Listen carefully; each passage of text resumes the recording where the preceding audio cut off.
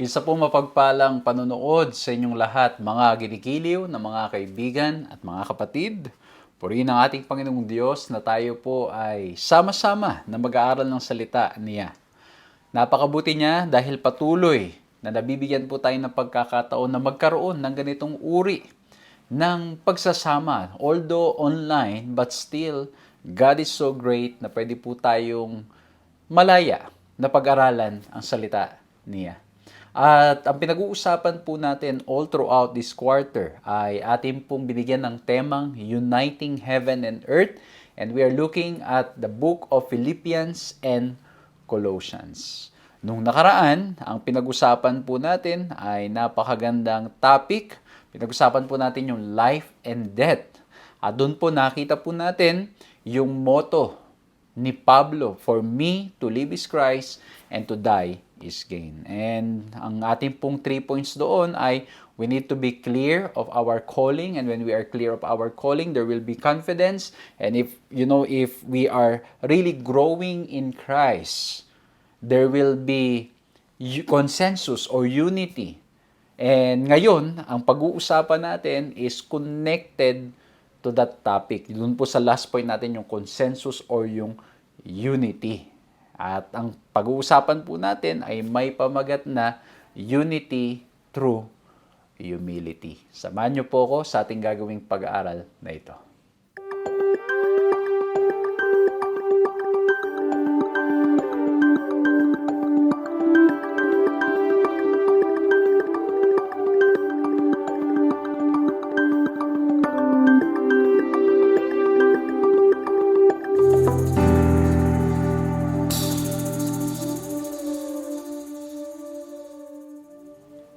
Ako po si Pastor John Alexis Mercado at patuloy po kayong sumusubaybay sa paglilingkod na ipinagkakaloob po sa inyo ng 3 Points Ministries na napapanood din naman sa Hope Channel.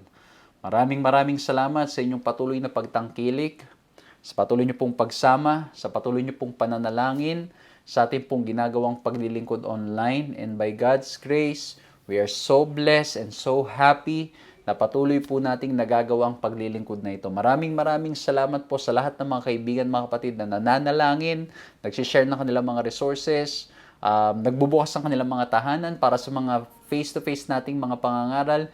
Hindi po mangyayari ang lahat ng mga bagay na ito if not because of those people whom the Lord is using. At ang ilan po sa inyo, alam ko po, you have been faithfully joining us in our program. And again, I want to say thank you at nawa po patuloy pa kayong ingatan, pagpalain at i-bless ng ating Panginoong Diyos. Para nang sa ganon, mas marami po tayong magawa pang mga paglilingkod. Maraming salamat din po sa mga nag-share ng program po natin through online. No? Sinishare nila yung link ng ating program para mas maraming makinabang yung mga mahal nila sa buhay, kaibigan, mga tao sa kanilang paligid. And I invite you to do the same. Please share the program. Napakadali lang. I-copy nyo yung link sa mga nanonood sa social media para po nang sa ganun ay makinabang yung mga tao, yung mga friends niyo, ilagay nyo sa timeline niyo. We don't know how far this video, this program, this study can go if all of us will be willing to,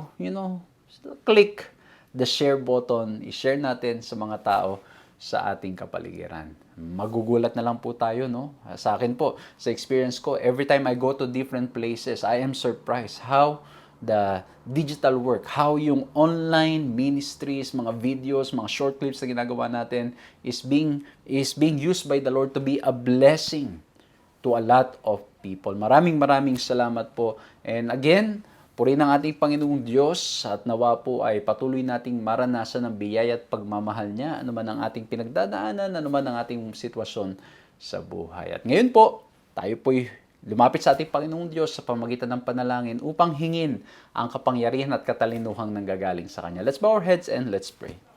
Ama po naming Diyos, dakilat makapangyarihan sa lahat. Maraming salamat po na sa oras pong ito, binigyan kami ng pagkakataong magkasama-samang muli upang pag-aralan ng inyong mga salita. O mahal na Diyos, sa aming mga sarili, hindi po namin ito magagawa. Sa aming mga sarili, kami po'y mahihina. Sa aming mga sarili, ay hindi po namin mauunawaan at maisasabuhay ito. Ngunit sa biyaya at lakas na nanggagaling po sa inyo, we know that nothing is impossible. And so Lord, we submit ourselves to you. Tulungan niyo po kami, patubayan niyo po kami, at nawa pong lahat ng aming mga mapag-aaralan ay maging kapakinabangan sa amin at tulungan niyo rin kaming ma-share ito sa iba.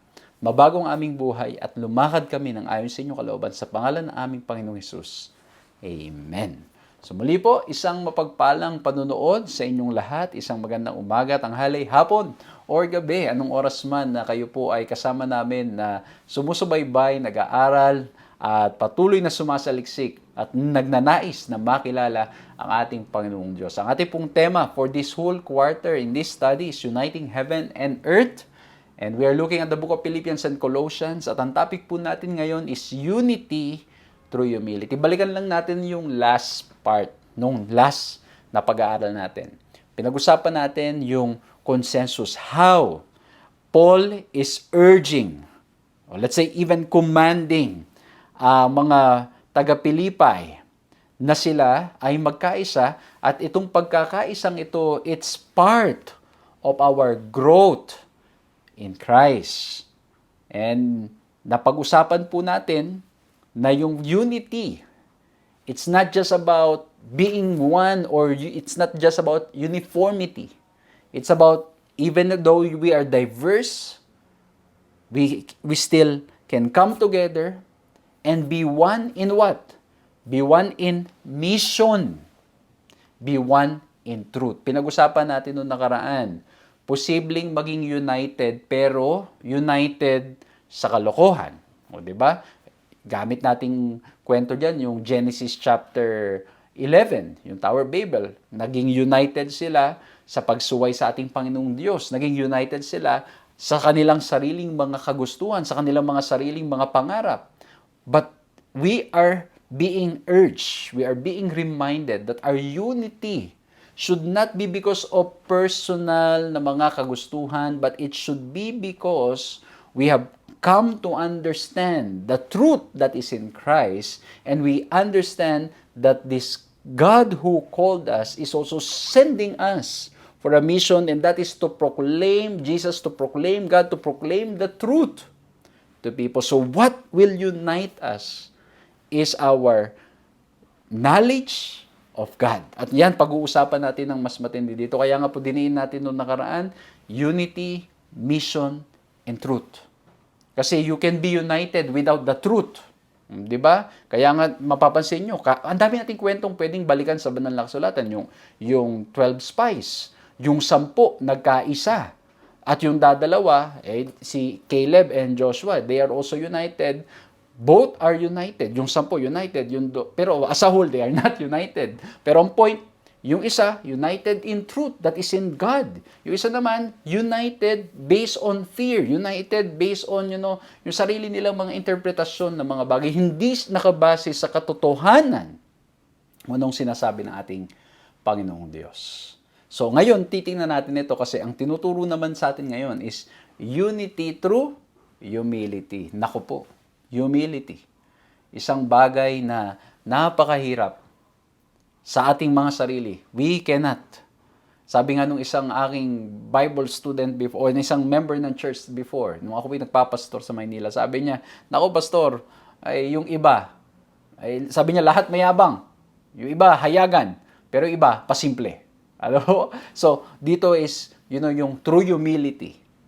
Ang kailangan nating maranasan, hindi yung pagpapanggap, kundi tunay na pagpapakumbaba ng ating mga puso't isipan, and that is only possible when we understand what Christ did for us. At ididiin natin yan sa pag-aaral natin ngayon. Ang key text natin is Philippians chapter 2, verse 2. Ang sabi po dito ay ganito, "Fulfill my joy by being like-minded, having the same love, being of one accord, of one mind." Ang ganda. Ito yung gustong mangyayari. Gustong maging kahinatnan. At honestly, hindi lang gusto, kundi ito yung magiging kahinatnan o kinalabasan ng nakakilala sa ating Panginoong Diyos.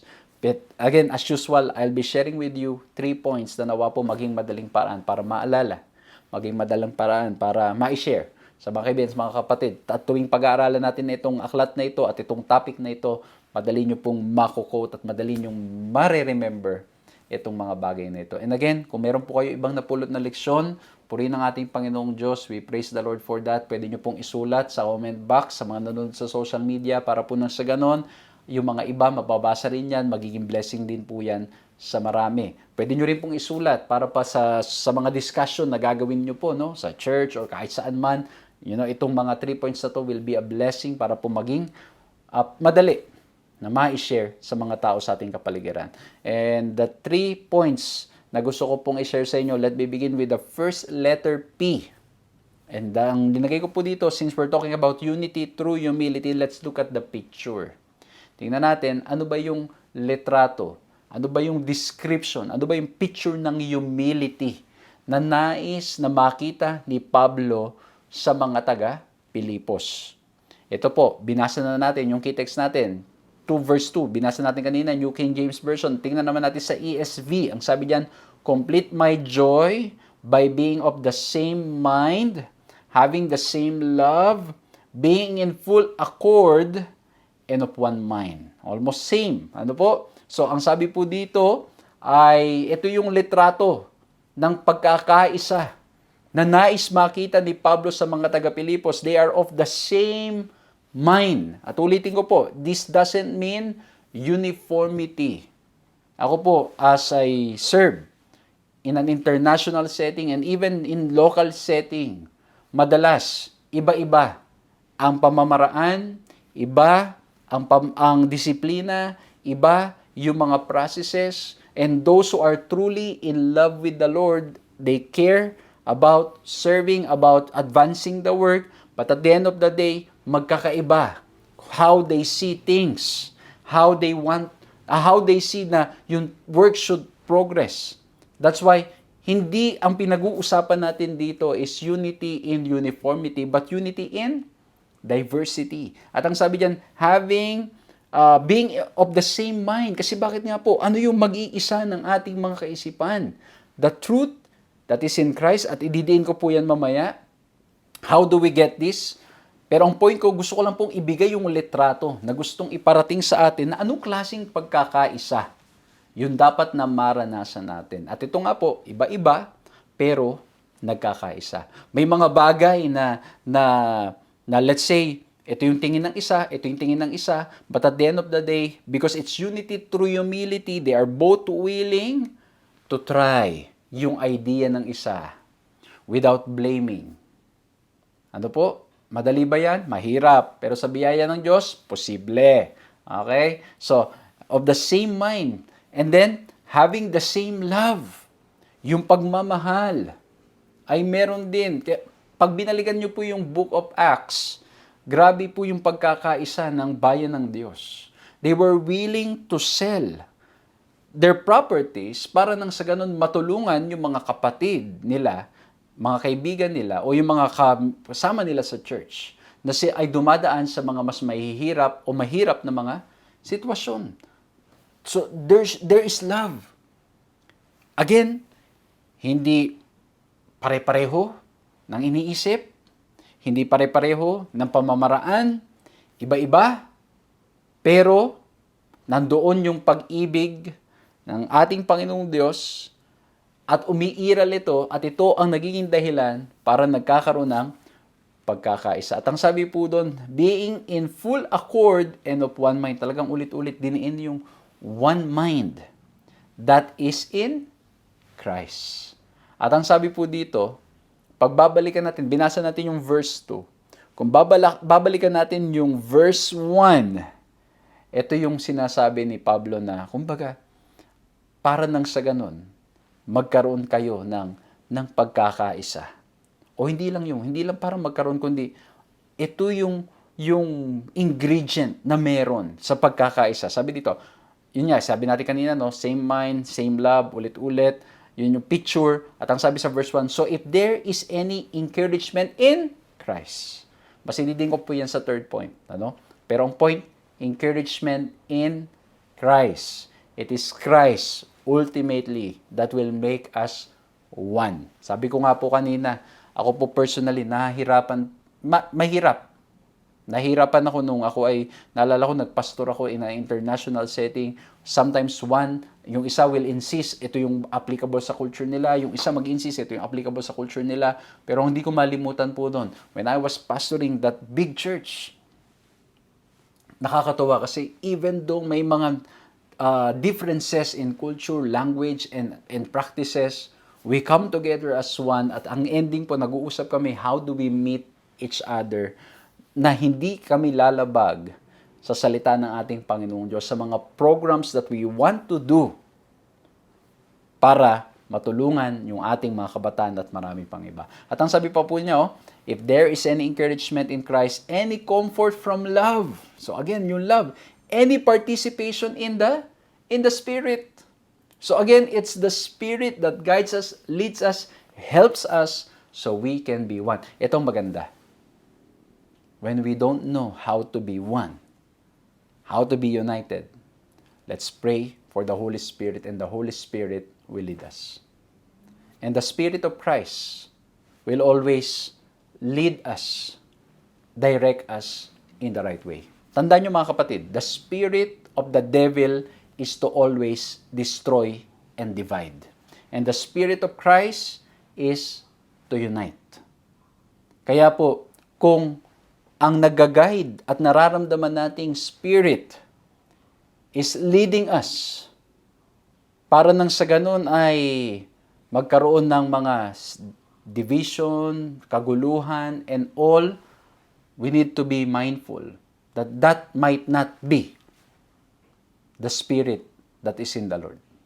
But the Spirit will always lead us in the right direction. Ang sabi po dyan, any affection and sympathy.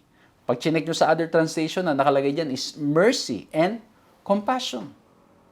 If there is compassion sa ating mga puso, if there is mercy, kaya nga po, when we look at Christ, we see the combination, the right balance of truth and mercy. Justice and mercy. Truth and love. We see the perfect balance. So there is compassion and there is mercy. There is affection and sympathy. Kumbaga nararamdaman mo kumbaga you feel something sa pinagdadaanan ng iba. You just don't think of yourself. Yung compassion naroon. At si Jesus Christ, when we look at Him, there is always compassion in His ministry. Hindi lang in His ministry, in His heart. So, ito mga kapatid, binibigyan tayo ng picture. Pinapakita sa atin anong klaseng unity ang dapat na meron. So that's why last time we talked about Jesus praying that they may be one. And now Paul is again giving us a bigger picture. A perfect picture of unity, of the same mind and of the same love, being in full accord and of one mind. At sinasabi niya na rin, ito yung mga ingredients na makikita when the people of God is united. At alam nyo, mga kapatid ko, mga kaibigan, pamaya pag-uusapan natin yung how this can happen. Kasi itong picture na ito, pag ako ay tinitignan ko siyang mabuti, lalo na sa mundong ginagalawan natin ngayon, napakahirap niya. But by God's grace, again, it's possible. Kaya pala sa banal na kasulatan, when the Spirit of Christ is poured to His people in the last days, both the young and old will work together. They will dream and have visions together. Kasi ang nangyayari, di ba? Madalas, wag na tayong lumayo. Wag na tayo doon sa kultura lang, doon lang tayo sa age gap. Napakahirap na. Di ba po? Ang nangyayari minsan, yung mga nasa new generation, they want to try new things. And sometimes, when they try new things, minsan nawawalan ng boundaries. And that's why, there is a need for the wisdom of the adult. Ang problema naman pag minsan sa mga adult, dun sa mga medyo older generation, they don't want to try new things. Masyadong masyadong rigid, masyadong takot na mag-try. Although again, kailangan, they are willing to try new things. But again, it is the truth in Christ, the truth that is in the Scripture that will guide us. And again, ang sabi po doon sa Joel 2:28, when the Spirit of Christ is poured, again, both young and old will work together. It's not about, one being better. It's about us working together. Sabi nga nila, if you want to really advance ng maayos, the best way is to move in unity. Naalala ko tuloy isang kwento ng isang pastor na narinig ko na meron daw po siyang isang member ng church. Na ito ay pumunta ito yung nag-work doon sa isang lugar na kung saan ay yung mga tao ay nagkaroon ng konting problema sa kanilang mga kaisipan, at ang nangyari po ay nakita niya itong membro at ang sabi nung membro niya, "Pastor, wait lang po, papasok lang po muna ako, alagaan ko lang po yung mga Tapos nung nandun siya, sumilip siya, nagkaroon siya ng kakaibang imagination, itong pastor, hindi vision na, imagination lang. Sabi niya, nakita niya yung mga activities ng mga, yun nga, yung mga tao po na nagkaroon ng problema sa kaisipan. Again, we don't know the whole context, marahil sa problema sa buhay, marahil dahil sa mga pinagdadaanan, o minsan because of substance and other things. So nagkaroon daw po, ang sabi niya, biglang naisip daw niya, paano na lang kaya kung itong mga nandito, mga pasyente dito ay biglang magkaisa at pagtulungan yung ating membro? Natakot siya. At ang sabi niya, nung paglabas ng ating miyembro, sabi niya, kapatid, hindi ka ba natakot? At baka mamaya ay magkaisa sila, mag-usap-usap sila at pagkaisahan ka. At ang sabi ng ating miyembro daw po sa kanya ay, Pastor, ikaw naman, Pastor, so far po, wala pa po akong nakita na mga ganitong sitwasyon na nagkakaisa. Yung mga ganitong may mga nagkaroon po ng mga problema sa kaisipan at hindi na, alam niyo yung hindi na naka-recover at kumbaga yung nandun na sa worst cases, ang sabi niya parang wala pa po akong nakita na sila ay nagkumpul-kumpul na nag-usap-usap at nagkaisa na ito ang kanilang gagawin. Kumbaga ang point mga kapatid ko, mga kaibigan,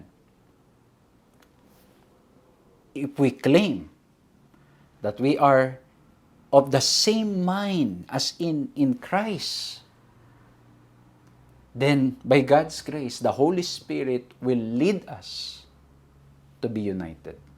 Dito yung matututunan natin na, sige, for the sake of, of the work, for the sake of the gospel to advance. Okay, tahimik muna ako. Sige, mag-giveaway na lang ako. Pero syempre mga kapatid, ibang usapan yung kapag mali na yung ipinaglalaban at mali na yung direksyon, ay mananahimik pa rin. Medyo iba na yon. Kasi, again, our unity should be in the truth, in the mission. Okay? Kasi ako po, sa aking pong karanasan, sa aking pong pagpapastor ng matagal, napansin ko po, yes, it's possible to be united but not in the truth. It's possible to be united na in mission, but not in the truth. Possible, mga kapatid. Kaya nga po tignan nyo yung mga Pariseo. Huwag na tayong lumayo sa mga Pariseo, sa mga Iskriba. Yung mga yan, alam mo, Saduseo. Sila yung mga may hindi pagkakasundo, pero sila yung nagkaisa with a common mission to destroy Christ. Imagine mo, dating nag-aaway-away, biglang nagkampi-kampi, pinagkaisa ng ating Panginoon Jesucristo. So they are united, they have one mission, but not in the truth. So posible din. Mangyari. But the picture of unity that Paul is trying to emphasize to the Philippi, dito po sa aklat ng Philippians, because they have grown in Christ, the Spirit leads them. It guides us to be humble. Para po nang sa ganon, alam mo yun, kasi pareho kayong, yun nga po, pareho kayo na gustong i-advance ang gawain, pareho kayo na alam mo yun, pareho kayong nasunod sa mga polisiya, sa mga, alam mo yun, mga dapat sundin, pero magkaiba lang kayo ng paraan how to do it, you adjust to each other. Kaya doon papasok yung unity through humility. Pero ulitin ko po, kapag mali na, we have to stand for the right, though the heavens may fall. Kaya po, foundational yung lesson natin na nakaraan. Unity, mission, and truth. Hindi mawawala that we should stand for what the Bible says. We should stand for the truth that is in Christ. And kung lahat ay ganun ang intention at nagkakaisa sa biyaya ng ating Panginoong Diyos, that's the picture of unity that Paul wanted the Philippians to have. Amen? So, again, we look at the picture. Ito ngayon. Let's look at the problem. Ano ba yung problema? Kaya sinasabi ni Pablo ito. Kasi meron pong problema. Kasi bakit?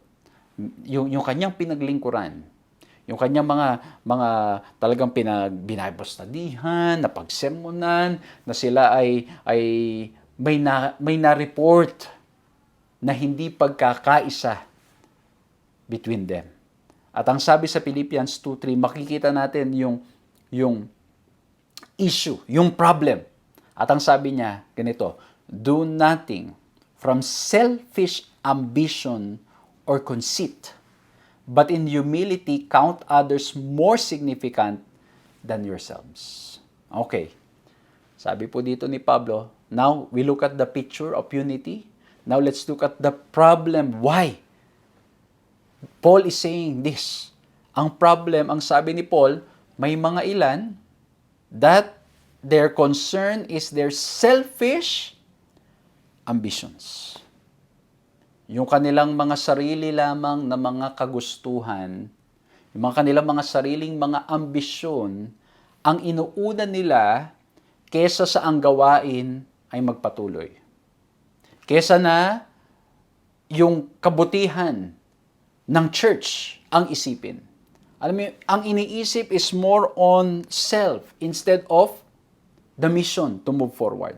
Kaya po yung self-ambition ay used earlier in Philippians 1:17 to refer to Paul's interested rivals in Rome bent on promoting themselves rather than advancing the cause of Christ. Ayan, pinag-usapan natin doon sa Philippians 1 na nagsisermon sila about Christ, pero ang purpose ng pagsermon nila kay Christ para idiin pa, mapasama si Pablo kasi they look at Paul as a rival.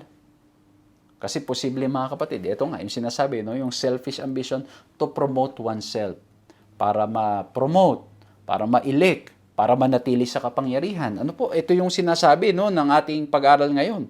Very clearly dito na doon sa Rome, yun yung issue sa Philippians. Na may mga nangangaral na ang purpose nila at ang whole intention nila is to get the promotion, to get the power that they want. So, ito po, yung nagiging dahilan kung bakit yung unity ay hindi na-achieve. And that's why Paul needed to write them and tell them, do nothing from selfish ambition. Mga kapatid, this one requires evaluation of our hearts. This one requires humility. Kasi bakit po? On our own, posible tayong ma-obsess at posible tayong ma-focus na sa ating mga paglilingkod, ang ating iniisip ay ang ating mga sarili. At hindi ang gawain ng ating Panginoong Diyos.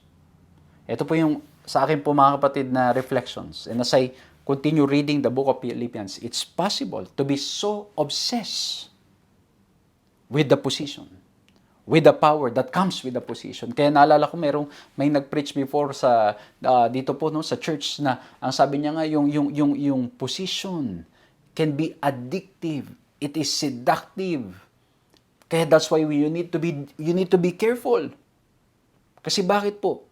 Sometimes with power comes attention. With power comes appreciation. With power sometimes comes yung mga bagay na ito na hindi natin napapansin, posibleng tayo nabubulag na sa mga bagay na ito at ito'y hinahanap-hanap na natin. And that's why Paul is reminding all of us, do nothing from selfish ambition or conceit. Mga kapatid, again, it's only through the grace of Christ na yung ating mga selfishness, yung ating mga selfish ambition, yung ating mga sariling kagustuhan ay madidinay natin para sa kabutihan ng para sa ikalalago at ikaka-advance ng gawain ng ating Panginoong Diyos. Amen? It's only through the grace of Christ. Kasi minsan mga kapatid, ay yun nga po, hindi natin napapansin. Baka mamaya, ang ating kagustuhan na lamang is the attention that, and we don't need to go too far. When we look at the Pharisees, that's what happened. Nung nakita nila that ang ating Panginoon si Kristo is increasing, the attention of people ay napupuntas na sa ating Panginoon si Kristo, nawawala doon sa mga Pariseo. Anong ginagawa ng mga Pariseo, mga Saduseo? They will try to trap Jesus. Magtatanong sila ng mga question, but every time they ask questions, sila yung napapahiya. And yun pa naman from the culture of shame and honor. Kumbaga, they ask questions to shame Him, not expecting that Jesus will be able to answer them at ang ending sila ay napupunta sa shameful experience and all the honor goes to Jesus Christ. And what happened? Sa halip na makinig Sila sa mga rebuke at pangangaral ng ating Panginoong Kristo, ang nangyari mga ginigiliw ng mga kaibigan at mga kapatid, ay pinahintulot nila yung selfish ambition na maghari sa kanila mga puso. Kaya dumating sa punto ng sabi nito mga Pariseo, it's better for one man to die than the whole nation to perish. Kumbaga pinagkaisaan talaga nilang ating Panginoong Kristo. And it's better, yung mga high priests, Sadducees, yung mga nasa high officials, it's better na siya ang mag-suffer, kasi again, they were afraid that they will lose their position and they are also already losing attention. And when they lose the power and attention and position, they lose the benefits. And so, makikita po natin sa panahon ng ating Panginoon Kristo that this same problem exists. And now, in the time of Paul, it exists. Kaya we need to check our hearts. Lalo na, mga kapatid ko, mga kaibigan, ito medyo may hirap-hirap na discussion, ano? Lalo na pagdating na dun sa mga panahon ng eleksyon. Ano po? Pag tayo ba ay hindi marire-elect, how do we deal with it? Ang nangyayari ba tayo ay we accept it? O ang nangyayari, gagawa tayo ng paraan para nang sa ganun manatili tayo? O tayo ay, alam mo yun, yung katulad po dito, sabi dito, ay sinisiraan nila si Paul. Para nang sa ganun, lalong madiin si Pablo. So, Paul is telling them the problem, selfish ambition, and now as we look at it, it could also be happening to us. And we don't need to go too far. We need to check our hearts. Or kung hindi natin makita sa ating mga puso, we need to pray to the Holy Spirit to touch our hearts to help us. At mamaya, ano pa po natin yan? Kasi ang ending talaga, hindi natin magagawa sa ating mga sarili. Kasi bakit? Yung ating mga puso, we cannot change it. Hindi natin kayang baguhin. Kasi bakit? Sabi sa Jeremiah 17:6, the heart is deceitful above all things and desperately sick, who can understand it? Kumbaga, yung ating mga puso ay talagang todo ang kasamaan. Kaya minsan, tayo mismo, hindi natin ma-determine kung yung ating goals, yung ating mga gusto is talaga bang in line sa ating Panginoong Diyos. It's only when the Spirit of God works in our hearts na magkakaroon ng true humility sa ating mga buhay. So we need to admit it. One way or another, posible na magkaroon ng ganito, yung selfish ambition. And kung tuloy natin, yung selfish ambition is among the works of the flesh, according to Galatians 5:20. And as James indicates, where envy and self-seeking exists, confusion and every evil thing are there in James 3:16. Okay? So ayan, makikita po natin kapag nagkaroon ng selfish ambition, nagkaroon ng inggit, at yung self-seeking, confusion, and every evil thing are there. So, we need to be very careful.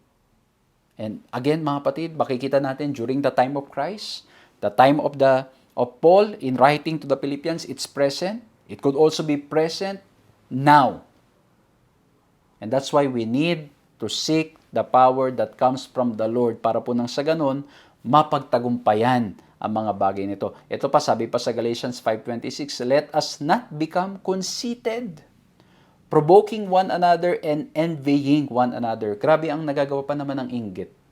Mapapansin natin when we look at Satan, it started with jealousy, with envy. He wants to get the power. Gusto niya yung position ng Diyos. And so pag nagkaroon ng inggit sa ating mga puso, things like that, like what happened with Satan, with Lucifer, can also happen. Na ano po mangyayari? Magsisimula tayong mag-isip ng hindi maganda, magsisimula tayong manira, magsisimula tayong gumawa ng mga bagay na hindi naman totoo. Tulad ng sinabi ni Satan na ang Diyos hindi naman totoong just, na ang Diyos hindi naman totoong maayos. Gagawan mo na yan because of inggit. At tayo bilang mga tao, I think talagang sa puso natin, kasi ngayon binasa natin yung heart is deceitful, nangyayari talaga at certain point ng ating buhay tayo naiinggit. And that's why when we start feeling those things, we need to surrender our hearts to the Lord. And ako mga kapatid, I'm saying this not because I have perfected it. I'm saying this because we all need the grace of Christ. Even me, mga kapatid ko, mga kaibigan. We need the grace and power that comes from the Lord so we can continue to grow in Christ and we can have true humility in our hearts. Kaya po, pag chinek pa po natin yung word na conceited sa mga extra-biblical literature, kasi yung ginamit dyan na Greek is very unique. Pag chinek nyo sa mga extra-biblical literature, ay yung word na conceited, it gives us the sense of arrogance, pride, hollow pride, at pati yung inflated sense of oneself, masyadong mataas ang tingin sa sarili.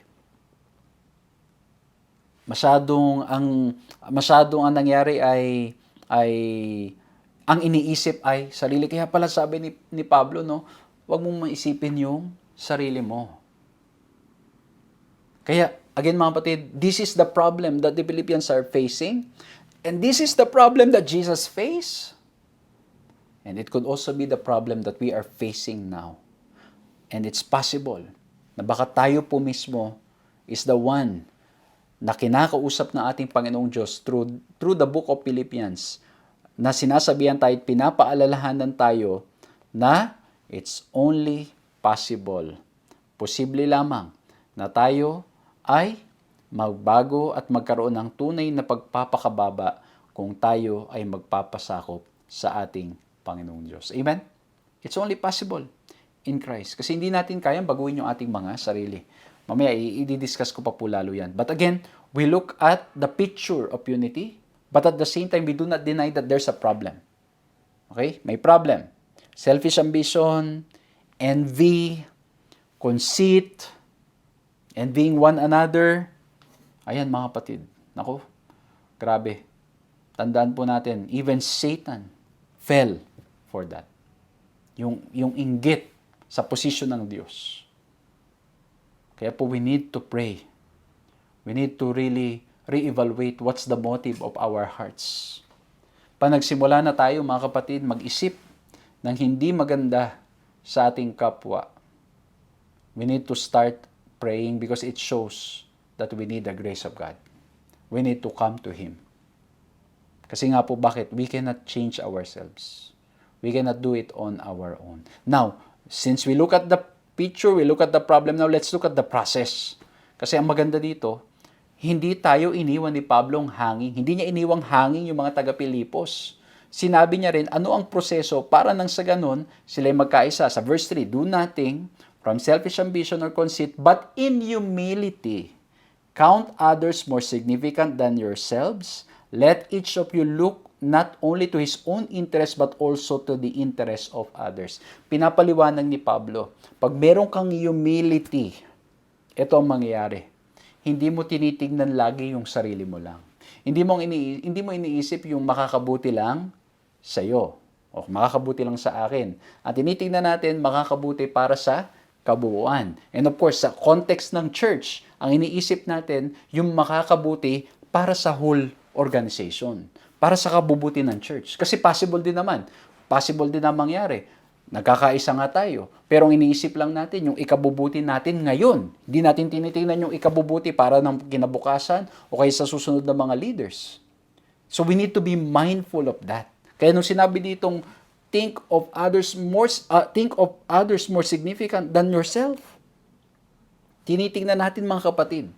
Hindi na lang, kumbaga, sa mga decision making, we are humble enough to admit na yes, gusto natin yan, yung item na yan. Kunwari may pinag-usapan tayo, o kaya meron tayong gustong gawin, pero nakikita natin na,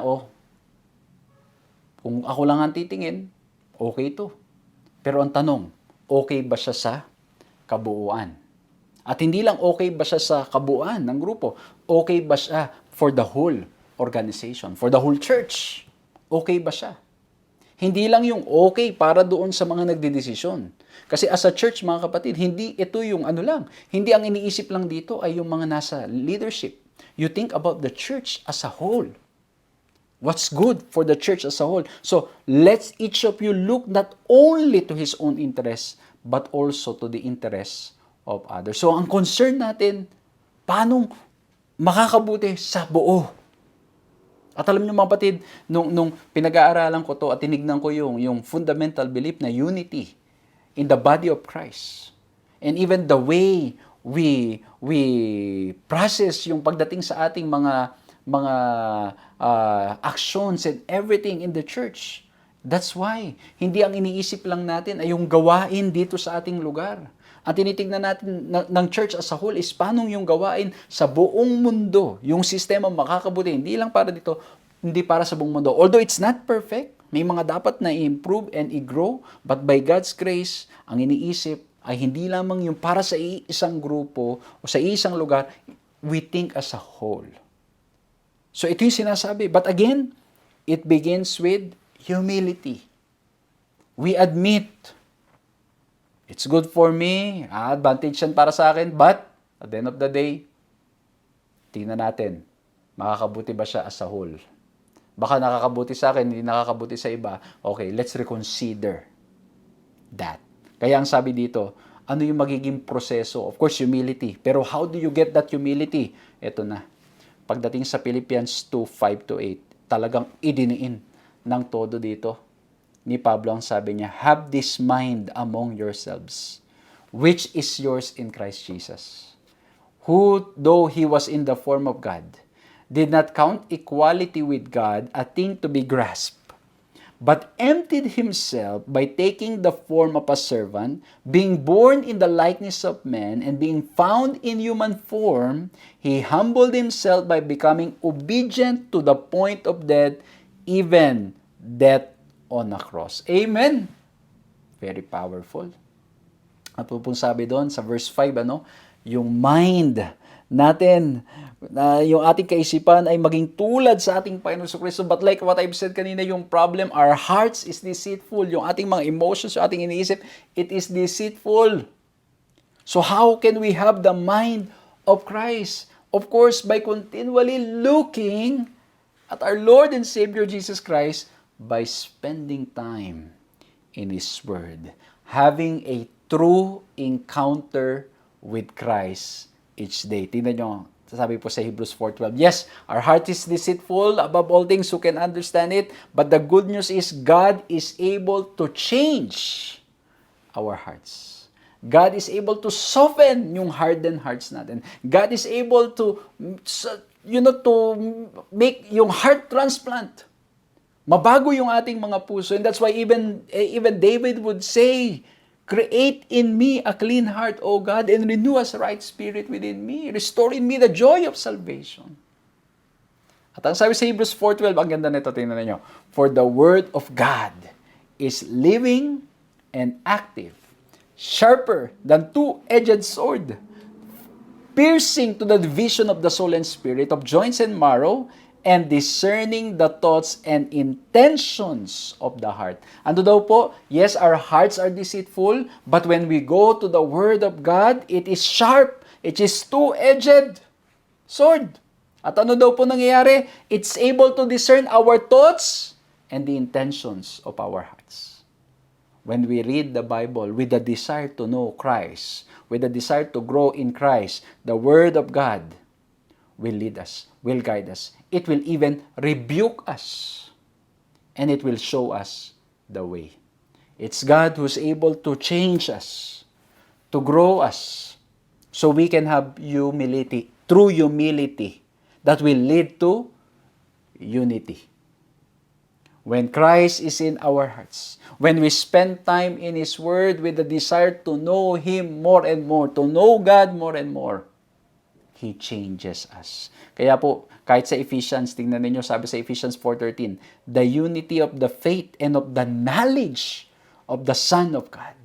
Yung pagkakilala sa ating Panginoong Diyos, napakahalaga in order for us to have true humility that will lead to unity. Kaya ang sabi diyan, having the same faith, the same understanding of Scripture that springs from knowing Christ and His teachings is vital for unity to prevail among us. No wonder all that we do should be guided by the Word of God. Every decision that we make should be guided by the Word of God. The truth will lead us. The truth that is in Christ will help us. Tutulungan tayo para nang sa ganun maging tama ang ating mga pananaw, maging tama ang ating mga sinasabi, maging tama yung direksyon, maging tama yung mga bagay na gusto nating gawin. It is the truth that is in Christ that will help us. Kaya po ang tanong, mga kapatid ko, mga kaibigan, are we truly having are we having a genuine encounter with the Lord every day? Kasi mga kapatid, we can go with the flow. We can just go with the current. And just, everybody is reading the Bible. Sige, let's read the Bible. Everybody is just, sila ay active sa activities in the church. We can do that. But if our encounter is genuine, it will lead to a true change in our hearts. Kasi bakit po? Balikan natin sa Bible ulit. Sa Matthew, di ba? Yung 10 virgins. They all were waiting. They all have the lamp, the word. They were waiting. But what's the difference? Walang spirit. So, there should always be a true encounter and genuine encounter with Christ. Because genuine encounters with Christ, naroon ang Spirit. The Spirit will lead those who have genuine encounter, genuine relationship with the Lord. Ililid niya tayo, mga kapatid ko, mga kaibigan. Tutulungan tayo para nang sa ganon, magkaroon tayo ng pagpapakababa that will lead to unity. Yes, again, magkakaiba ng pananaw, magkakaiba ng mga solusyon, magkakaiba ng mga pamamaraan, but because of the humility that comes from our Lord and Savior Jesus Christ, pag tinitingnan natin ang buhay ng ating Panginoon Kristo, it helps us to be humble as well. Kaya nga kung babalikan natin yung verse 6 to verse 8, talagang idiniin doon ni Pablo. Imagine yung ating Panginoon Kristo. He's in the form of God. He's God. But He emptied Himself. Sabi niya, ito yung isa sa mga mysteries. Ito yung mga isang bagay na ang hirap unawain, na isang Diyos who's infinite He will come as a man here on earth. This is mystery. And yet God is able to do it because of His great love for us, so that all of us will have the assurance of salvation. Di ba ngayon parang ang dating, pag ikaw ay naroon na sa achievement, mataas ang posisyon and all, parang ayaw mo nang bumaba. Parang ayaw mo nang alam mo yun. Pero tingnan mo si Jesus. Napakataas, and He went down in our level para lang nang sa ganun tayo ay mailigtas. Kaya ang sabi sa banal na aklat, we can use the wordings in 1 Corinthians 8:2. Ang sabi doon, if anyone thinks that he knows anything, he knows nothing yet as he ought to know. Especially when we talk about these mysteries of God. Minsan akala natin nauunawaan na natin, alam na natin, but in reality, we don't fully understand. Hindi pa natin completely nauunawaan, naiintindihan, the more we need to go to the feet of the Lord Jesus. We need to go to the foot of the cross. Surrender our lives to Him. Patuloy tayong magpakababa sa kanyang harapan. And Lord, tulungan nyo kami. Mas makilala pa kayo. Sometimes akala natin, alam na natin lahat sa sinasabi ng Biblia. Minsan, alam nyo yun, parang akala natin, napakahusay na natin, napakagaling na natin. Itong text na to nagpapaalala sa atin. Hindi pa natin completely alam. We need to continue to humble ourselves before the Lord because He is the one who will lead us and guide us. Kaya no wonder sa Matthew 23:11-12, "But he who is greatest among you shall be your servant, and whoever exalts himself will be humbled, and he who humbles himself will be exalted." What a powerful reminder. Jesus Christ humbled Himself, became man, died on the cross, obeyed, died on the cross. At pag itutuloy niyo yung basa sa Philippians, all the glory and honor and authority was given to Christ. Mga kapatid, mga kaibigan, we're talking about unity through humility. Tinignan natin yung 3 points, the picture. Ito yung unity na sinasabi ni Pablo, dapat ma-attain ng mga taga-Pilipos at dapat meron din tayo. But there is a problem. The enemy is working double time. Para nang sa ganun, mas mangibabaw yung selfish ambition, conceit, envy sa ating mga puso. And that's why the process is we need to humble ourselves before the Lord. We need to encounter Him daily as that the Holy Spirit will lead us. He will change our hearts, transform us, mold us, rebuke us, and help us. Because it's only then. That's the process na kailangan para nang sa ganun, there will be true humility in our hearts that will lead to unity. Amen? Mga kapatid, I invite you all. Let's continue growing in Christ. Mahirap sa ating mga sarili. Kung ang nag-ahari pa rin sa ating mga puso, galit, sama ng loob, alam niyo yun, minsan mas napapangunahan pa rin tayo ng inggit. Minsan, alam niyo may mga sa puso natin, may mga hindi pa rin magagandang emosyon.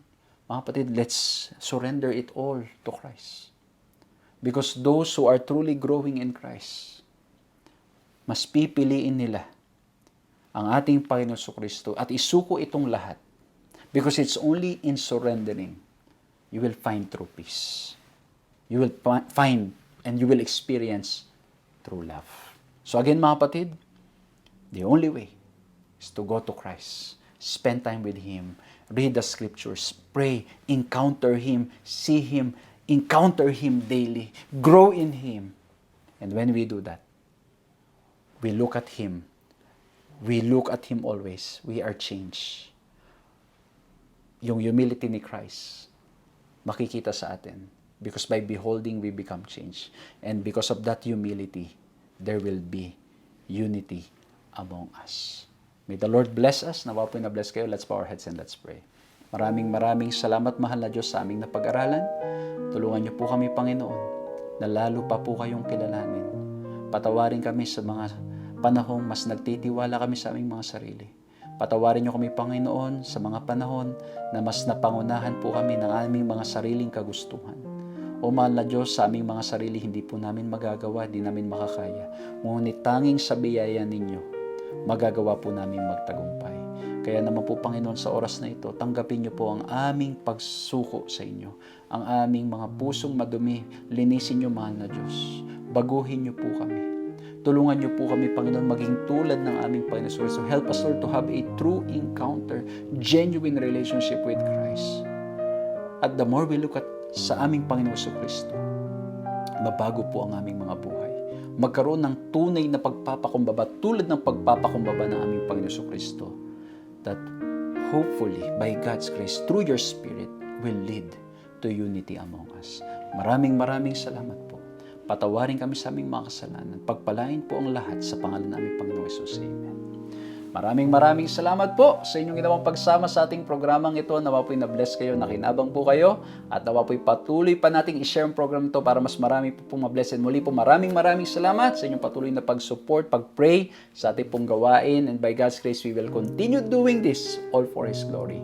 Magkita-kita po tayong muli sa susunod na pag-aaral. God bless you.